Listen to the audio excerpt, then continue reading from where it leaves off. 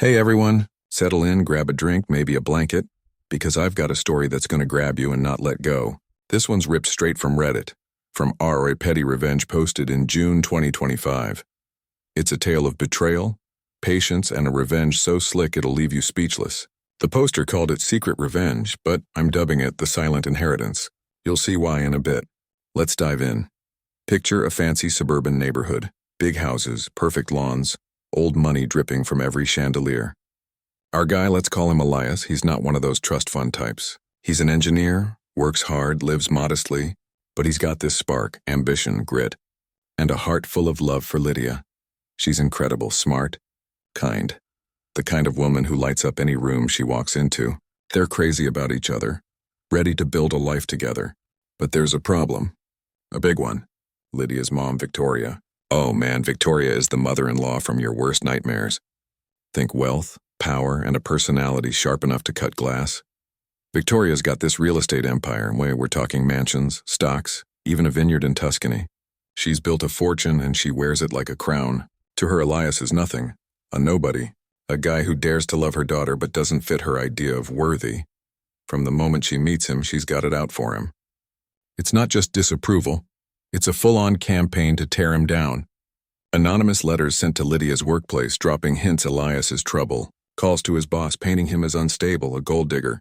He's beneath you, she'd tell Lydia over fancy dinners, probably swirling a glass of overpriced wine. Elias feels every jab, but he doesn't let it break him. He's got Lydia, and that's enough. For now. So Elias and Lydia get engaged, and Victoria? She loses it. She doesn't just skip their wedding. She boycotts it entirely. Doesn't show up, doesn't send a card, nothing. Imagine that. Your own mom ditching your big day because she thinks your fiancé's a loser. She even texts Lydia that night, all dramatic. He's torn our family apart. Like Elias is the villain here. Lydia's crushed, but she's strong. She chooses Elias and they tie the knot, start building their life together. But Victoria's shadow? It's always there. Every family gathering, it's snide comments, eye rolls, little digs about how Lydia married down. Elias just smiles, nods, takes it on the chin. But deep down, he's keeping score. Years roll by, a decade, maybe more. Elias is grinding. He's pulling double shifts, tinkering on side projects in his garage, patenting little inventions nobody knows about. He's not flashy, but he's building something big, piece by quiet piece. Meanwhile, Victoria's still playing queen of her empire, throwing these lavish galas where Lydia shines like a star. Elias, though, he's in the background, treated like the help. Poor Lydia stuck with him. The guests whisper loud enough for him to hear. He doesn't snap, doesn't yell. He just keeps working, keeps planning. You can almost feel the wheels turning in his head, right? Here's where things get wild. Victoria pulls her biggest move yet. She sets up a trust fund for Lydia. Millions of dollars, life-changing money. But there's a catch, and it's a nasty one. Divorce Elias or you get nothing. It's like something out of a soap opera, but it's real. Lydia's not having it. She tells her mom to take a hike, chooses love over cash. Victoria doesn't blink, she cuts Lydia off completely. No calls, no visits, no holiday invites. It's cold even for her. Elias doesn't say much, but you know it stings. He's in his study late at night, spreadsheets open, papers scattered, plotting something nobody sees coming. He's not just angry, he's focused. Fast forward to 2025. Victoria's not the powerhouse she used to be. A stroke's landed her in hospice, hooked up to machines. Her empire starting to crack at the edges. She's got one last card to play. She summons Lydia, dangles the inheritance like it's her final victory. Elias comes along playing the supportive husband, but there's this look in his eye. Calm, steady, like he's been waiting for this moment. They're in this sterile hospital room. Victoria looking frail but still sharp, still smug. The lawyer's there reading her will. To Lydia, my properties, my stocks, the vineyard in Tuscany, the whole empire.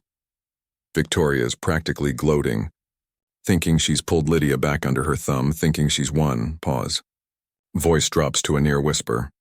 Then Elias leans forward, cool as ice, and says, "And to Victoria's charitable causes, a donation in her name. From my holdings." The room goes dead quiet. Victoria's staring at him like she's missed something big. The lawyer keeps reading and it all comes crashing down. Elias isn't the nobody she thought. Over the years, he's built his own empire.